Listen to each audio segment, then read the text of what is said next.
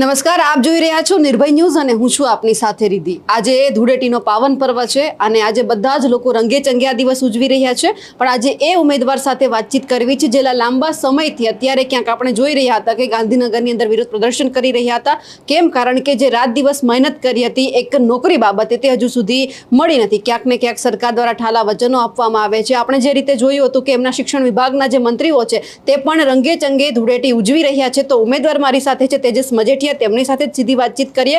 તેજસ, જે રીતે ધૂળેટીનો પાવન પર્વ છે, હજુ પણ આંદોલન કરવાનું છે કે પછી આજે આ તહેવાર પણ ઉજવવાનો છે?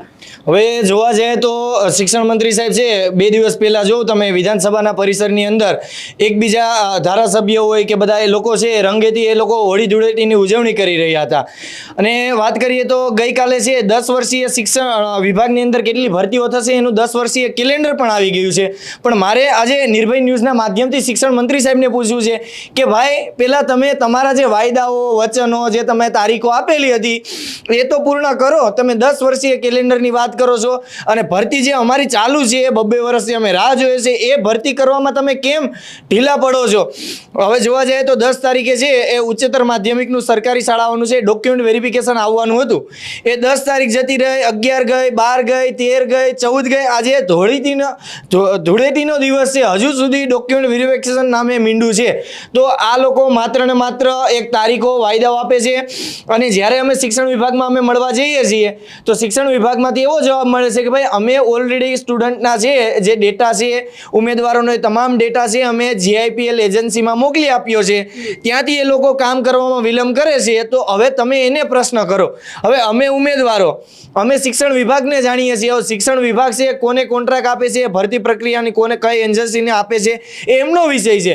અમને તો માત્ર ને માત્ર એટલી જ ખબર પડે કે શિક્ષણ વિભાગ અને શિક્ષણ મંત્રી અને મુખ્યમંત્રી આ ત્રણેય દ્વારા જે અધ્યક્ષતામાં જે ભરતી પ્રક્રિયા થાય છે એની 10 તારીખ ડોક્યુમેન્ટ વેરિફિકેશનની હતી।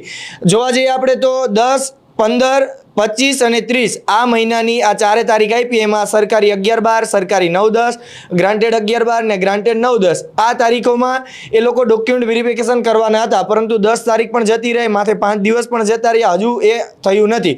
અને વિભાગને જ્યારે મળીએ છીએ ત્યારે એમ કહે છે કે ભાઈ GIPL એજન્સીને તમે મળો।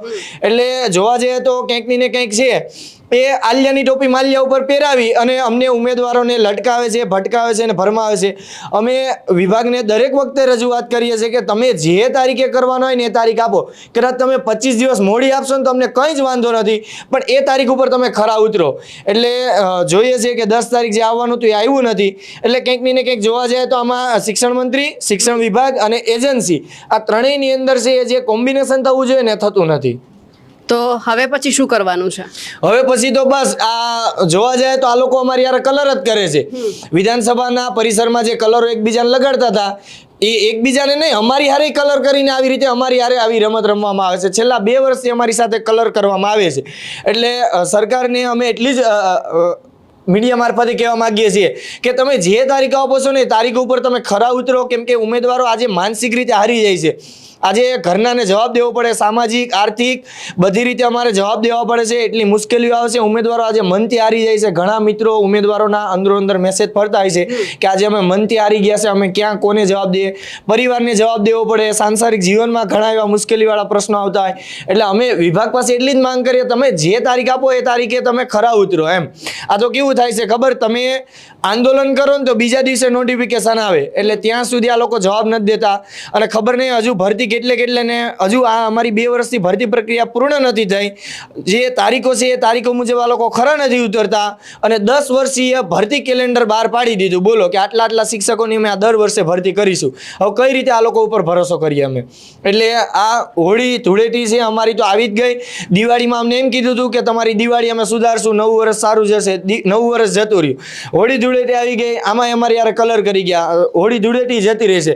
ખબર નહીં અમારે યાર કેટલી રમત રખાય। એટલે અમે મીડિયાના મારફતે 2 હાથ અને ત્રીજું મસ્તક નમાઈને કહીએ છીએ કે તમે હવે જે તારીખો આપો છો ને એ ઉપર ખરા ઉતરો એમ। એટલે સત્વરે છે ભરતી પ્રક્રિયા સત્વરે પૂર્ણ કરવામાં આવે।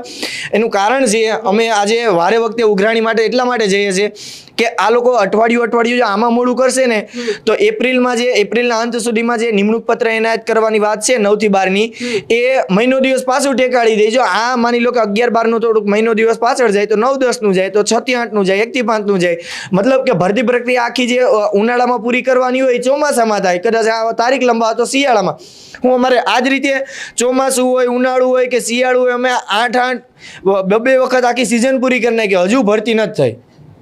બિલકુલ, એટલે કે હવે એ જ આશા રાખવાની છે કે આ વચન અને વાયદા આપવાનું સરકાર બંધ કરે અને જે રીતે કામગીરી કરવાની છે સત્વરે કરે, કારણ કે ઉમેદવાર પણ હવે થાકી ગયા છે એક જ માંગણી કરીને કે તમે જે જાહેરાત કરી છે અમને એક નોકરી આપો, કારણ કે એમની મહેનતની નોકરી માંગી રહ્યા છે. એટલે કુબેર ડિંડોર સાહેબને પણ એ જ કહેવાનું કે જે રીતે ઉમેદવારો કહી રહ્યા છે કે કલર કરવાનું બંધ કરે, કારણ કે હવે સખત એમને નોકરીની જરૂર છે, કારણ કે મહેનતની માંગી રહ્યા છે. અમારા અહેવાલને લઈને આપનું શું કહેવું છે કમેન્ટ કરીને ચોક્કસથી જણાવજો. સાથે જ અમારી નિર્ભય ન્યૂઝ ચેનલને લાઇક, શેર અને સબસ્ક્રાઇબ કરવાનું ભૂલશો નહીં. નમસ્કાર.